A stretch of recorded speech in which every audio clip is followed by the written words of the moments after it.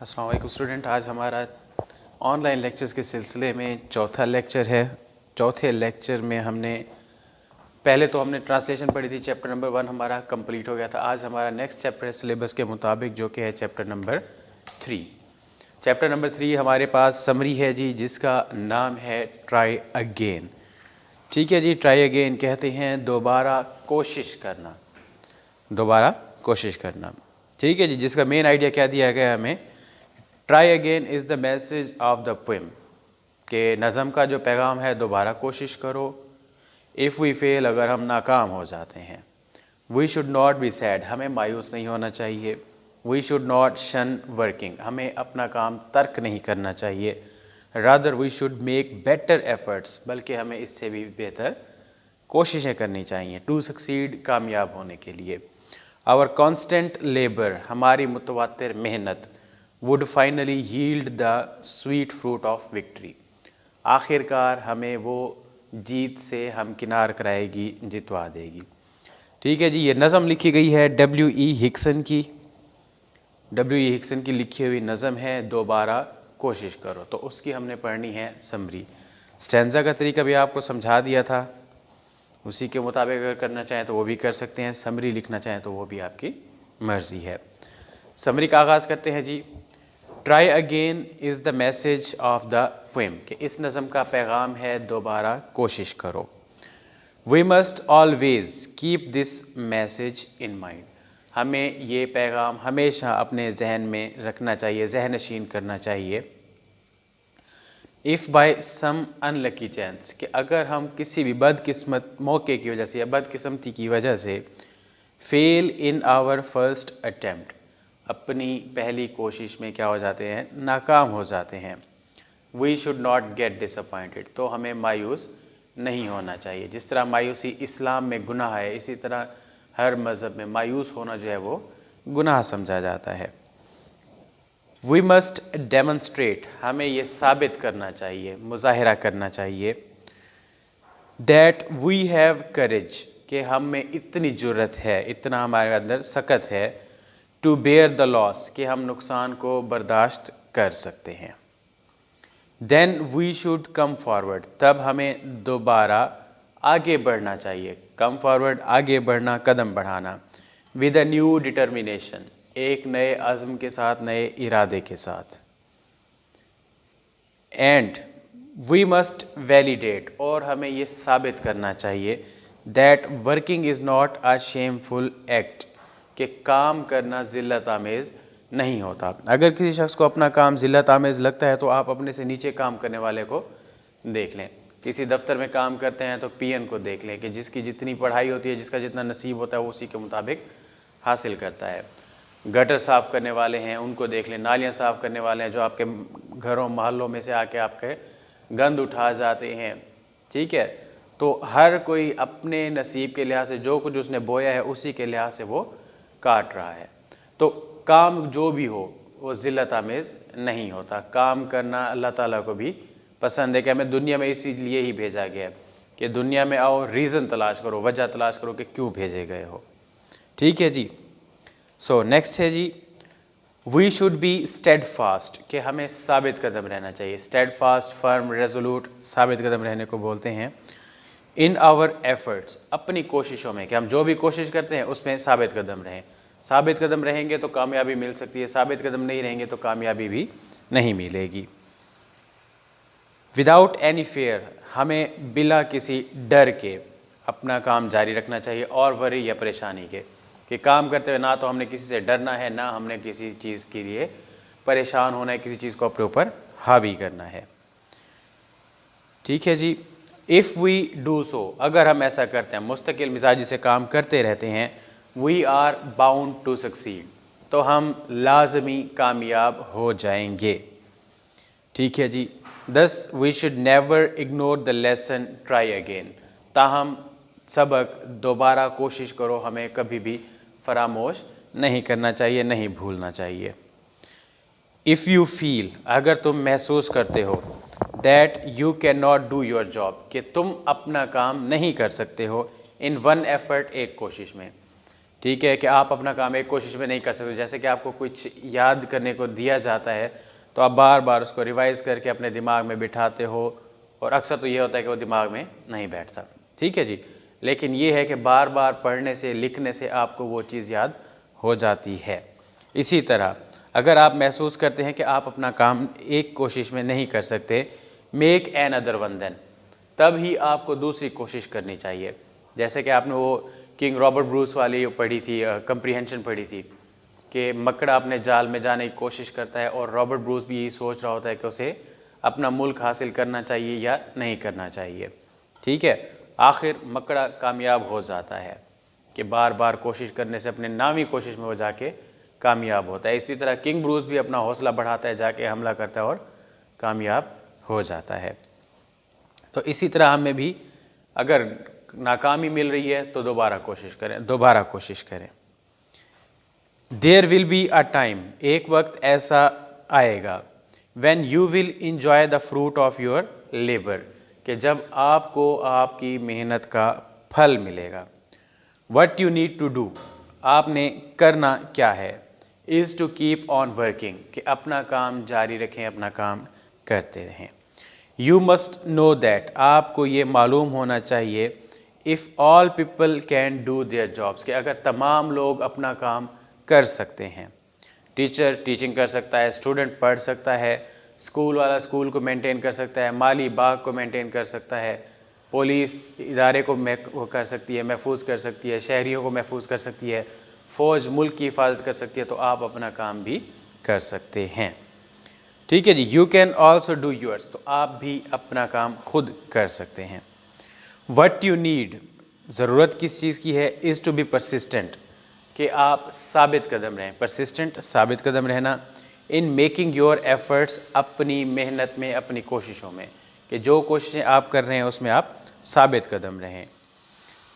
The only thing you must keep in mind, आपको दिमाग में सिर्फ यही एक बात, महज एक बात रखनी है, you should never get disappointed, कि आपने कभी भी मायूस नहीं होना।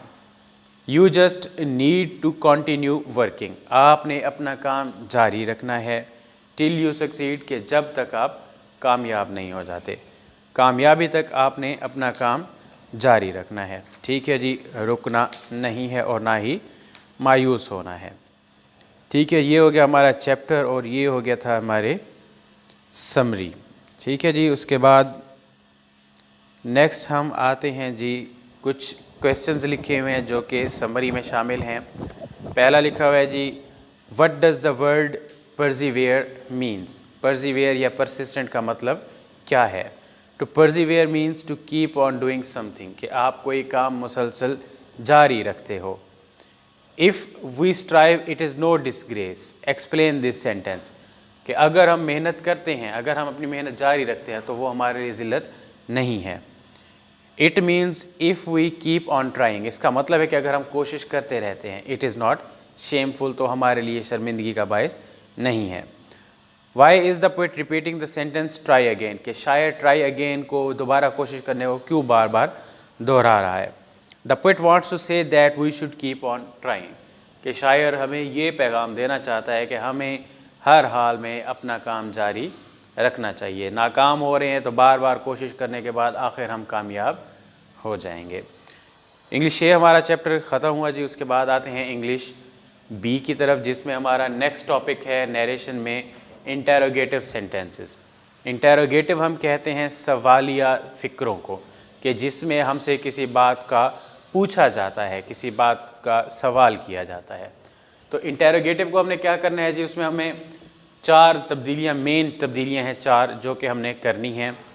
जिसमें सबसे पहले हमारे पास जो हेल्पिंग वर्ब होता है, ठीक है, कॉमास के बाहर, सॉरी हेल्पिंग रिपोर्टिंग वर्ब होता है, कॉमास से बाहर रिपोर्टिंग वर्ब से होता है, उसको हम किस में चेंज करेंगे, आस्क में। से को तब्दील कर देंगे आस्क में, ठीक है। नंबर 2, अगर इमदादी फेल है, ठीक है, मीन्स के फ़िक्रे में हेल्पिंग वर्ब है, तो हमने क्या करना है, वहाँ पे कॉमास को ख़त्म करने के लिए इफ़ लगाएंगे या वेदर लगाएंगे, वो हमारी मर्ज़ी है। इसमें कोई कंडीशन नहीं है कि आपने इफ़ लगाना है वेदर लगाना है, तो इफ़ लगाएं या वेदर लगाएं वो आपकी मर्ज़ी है। सो इफ़ के स्पेलिंग आसान है, दो ही स्पेलिंग है आई और एफ, तो हम क्या इस्तेमाल करेंगे, इफ़ का इस्तेमाल करेंगे। तीसरे नंबर पे अगर फिक्रा हमारा क्वेश्चन वर्ड से शुरू हो रहा है, मीन्स के WH family, when, why, where, what, how, इन चीज़ों से शुरू हो रहा है, तो कॉमास को ख़त्म करने के लिए हम वही क्वेश्चन वर्ड ही लगा देंगे, इफ़ या वेदर का इस्तेमाल नहीं होगा। नंबर 4 पे सवालिया फ़िक्रे को हमने पहले सादा में तब्दील कर देना है। जैसे कि सेंटेंस है आर यू लाफिंग, तो उसको हम जब सादा में तब्दील करेंगे तो क्या बन जाएगा, यू आर लाफिंग। ठीक है जी। आई डू दिस, ठीक है, तो ये किस में तब्दील हो जाएगा, आई डू दिस। ठीक है। इसी तरह जब ये तब्दीलियां हम कर लेंगे, सवालिया निशान को ख़त्म कर देंगे वहाँ से, उसके बाद प्रोनाउन और टेंस की तब्दीली असूलों के मुताबिक होगी। फ़िक्रे के बाहर अगर हमें सेकंड फॉर्म दी गई है तो हम अंदर भी प्रोनाउन की तब्दीली करेंगे, टेंसेस की तब्दीली करेंगे। अगर बाहर प्रेजेंट टेंस है या फ्यूचर टेंस है तो कोई भी टेंसेस की तब्दीली नहीं करेंगे। टेंसेस की तब्दीली तब करनी है जब कॉमास के बाहर हमें पास्ट इंडेफिनिट टेंस दिया जाएगा, ठीक है जी, या जिसको पास्ट टेंस कहते हैं वो दिया जाएगा, सेकंड फॉर्म ऑफ वर्ब होगी। तब्दीलियाँ देखते हैं जी, 4 तब्दीलियाँ हमने पढ़ी। कॉमास को तब्दील करना है, फ़िक्रे के इमदादी फेल से है तो इफ़ या वेदर लगाएंगे, क्वेश्चन वर्ड है तो वही क्वेश्चन वर्ड लगाएंगे, फिर उसको सादा में तब्दील कर देंगे। से को हमने तब्दील करना है आस्क में। तो सेंटेंस हमारा लिखा है जी, he said why are you laughing, उसने कहा तुम क्यों हंस रहे हो। तो पहली तब्दीली हमने क्या की, से को तब्दील कर दिया आस्क में, सेंटेंस क्या बन जाएगा, ही आस्क्ड। ठीक है जी। उसके बाद तीसरी तब्दीली यहाँ पे हमारे पास देखें कि क्वेश्चन वर्ड है, क्वेश्चन वर्ड से ही हमने कॉमास को ख़त्म कर दिया, सेंटेंस बन गया ही आस्क्ड वाई। उसके बाद हम फ़िक्रा हमारा लिखा है आर यू लाफिंग, सवालिया है, सवालिया को हमने तब्दील कर दिया सादा फ़िक्रे में, तो वो क्या बन जाए जी, यू आर लाफिंग। अब चौथे नंबर पे हमने तब्दीली करनी है टेंसेस और प्रोनाउंस की। अब यहाँ पे हमने ही आस्क्ड वाई लिखा, ये आई रिप्लेस हुआ किससे, यू हमारे पास है सेकंड पर्सन रिप्लेस होता है बाय के ऑब्जेक्ट के साथ, ऑब्जेक्ट नहीं है तो हमने उसको रिप्लेस कर दिया मी से। अब मी की जगह पे हमने क्या लिख दिया, आई लिख दिया। क्यों, यू यहाँ पे ऑब्जेक्ट के तौर पर आ रहा है, सब्जेक्ट के तौर पर, सॉरी, तो सब्जेक्ट मी का क्या बनता है, सब्जेक्टिव केस आई बनती है, सो हमने यहाँ पे आई लिखा।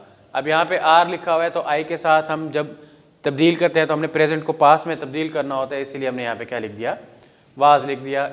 सेंटेंस हमारा क्या बन जाता है जी, he asked why I was laughing, उसने पूछा कि मैं क्यों हंस रहा था। इसी तरह जो हमारा सेंटेंस हेल्पिंग वर्ब से शुरू हो रहा है, सेंटेंस है जी, he said are you laughing, उसने पूछा क्या तुम हंस रहे हो। तब्दीली से को आस्क में तब्दील किया, कॉमास के लिए इफ़ लगाया, वही तब्दीली के यू को रिप्लेस करेंगे मी के साथ, तो यू मी का जो सब्जेक्ट बनता है वो आई बनता है। वाज लाफिंग वैसे का वैसे हमने लिख दिया, जैसे कि हमने इसमें तब्दील किया था कि हमने प्रेजेंट को पास्ट में तब्दील करना होता है। सेंटेंस हमारा क्या बना, he asked if I was laughing, उसने पूछा कि आया मैं हंस रहा था। नेक्स्ट है जी, he said to me can you teach me English, उसने मुझसे पूछा क्या तुम मुझे इंग्लिश पढ़ा सकते हो। ठीक है जी। पहली तब्दीली से को तब्दील कर दिया आस्क में, मी हमारे पास ऑब्जेक्ट यहाँ पे मौजूद है, सो इफ़ कॉमास के लिए आई को हमने रिप्लेस किया, सॉरी ये बन जाएगा you can teach me English, तो यू को रिप्लेस किया तो आई आ गया। कैन को हमने तब्दील किया किस में, कुड में, कुड के साथ हमेशा वर्ब की फर्स्ट फॉर्म ही लगती है, इसीलिए हमने वही लगाया। अब यहाँ पे ये हिम लिखा हुआ है, मी हमारे पास फर्स्ट पर्सन है, फर्स्ट पर्सन रिप्लेस हुआ है बाहर के सब्जेक्ट के साथ। ठीक है जी। तो हमने यहाँ पे उसकी कौन सी केस लगाई है, ऑब्जेक्टिव केस लगाई है, तो मी की जो ऑब्जेक्टिव केस हमारी ही की बनती है वही हमने यहाँ पे पुट कर दी कि he asked me if I could teach him English. ये है हमारा नरेशंस का तब्दीली का तरीका इंटरोगेटिव सेंटेंसेस का। और जहाँ पे डू नॉट और डज नॉट लिखा हुआ है या डू और डज लिखा हुआ है, वहाँ पे हम उसको डिड में तब्दील कर देंगे या डिड नॉट में तब्दील कर देंगे। इसके साथ हमने लगानी है फर्स्ट फॉर्म, ठीक है जी। और जहाँ पे हमारे पास डिड लिखा हुआ है या डिड नॉट लिखा हुआ है, ठीक है, उसको हम had not plus third form में तब्दील कर देंगे। या कहीं अगर डू लिखा हुआ है तो वो डिड में तब्दील होगा, डिड लिखा हुआ है तो वो हैड प्लस थर्ड फॉर्म में तब्दील होगा। ये हैं हमारे पास तब्दीलियाँ कुछ टेंसेस की जहाँ पे मोस्टली स्टूडेंट्स को कुछ सोचने का मौका नहीं मिलता, टेंशन होती है कि डिड और डू क्यों लिखा हुआ है। सो आसान सा तरीका है कि डिड को हमने तब्दील कर देना है हैड प्लस थर्ड फॉर्म में, डू और डज को हम तब्दील कर देंगे डिड में, और उसके साथ वर्ब की कौन सी फॉर्म लगेगी, अगेन फर्स्ट फॉर्म लगेगी। ये है हमारा नरेशंस का तरीका। 4 मेन तब्दीलियाँ हैं। सबसे पहले हेल्पिंग रिपोर्टिंग वर्ब जो है हमारे पास, ठीक है, से उसको आस्क में तब्दील कर देंगे। फ़िक्रा अगर इमदादी फ़ेल से हेल्पिंग वर्ब है, जैसे कि वाज वर है, इज़ एम आर है, ठीक है, विल शैल है, तो हमने क्या करना है वहाँ पे फ़िक्रे को इफ़ या वेदर से हम कमाज ख़त्म करेंगे। अगर किसी क्वेश्चन वर्ड से WH वाली फैमिली से अगर शुरू हो रहा है तो वहाँ पे हमने क्या करना है कि उसी क्वेश्चन वर्ड से ही कॉमास को ख़त्म कर देंगे। सवालिया को पहले हमने सादा में तब्दील करना है, सादा में तब्दील करने के बाद फिर हम प्रोनाउन और टेंसेस की तब्दीली करेंगे। एग्जाम्पल लिखी हुई है, he said why are you laughing, तो हमने उसको तब्दील किया। पहली तब्दीली से को तब्दील किया आस्क में, दूसरी तब्दीली कॉमास को ख़त्म किया, वाई लगाया, तीसरी तब्दीली आगे हमने सेंटेंस को सिंपल बना दिया। सेंटेंस ऊपर लिखा है आर यू लाफिंग, यहाँ पे हमने लिख दिया यू आर लाफिंग। उसके बाद हमने तब्दीली की जी टेंसेस की और प्रोनाउंस की। प्रोनाउन हमने तब्दील किया क्योंकि हमारे पास ऑब्जेक्ट मौजूद नहीं है, सो हमने अपनी तरफ से ऑब्जेक्ट ऐड कर दिया मी। तो मी को जब हम रिप्लेस करेंगे तो यहाँ पे आई आएगा, आर लिखा हुआ था, आर को हमने रिप्लेस कर दिया वाज से और आगे वर्ब वैसे का वैसे लगा दिया। ये है हमारा तरीका इंटरोगेटिव सेंटेंसेस की नरेशंस को चेंज करने का। ठीक है जी, इंशाल्लाह मुलाकात होगी नेक्स्ट लेक्चर में।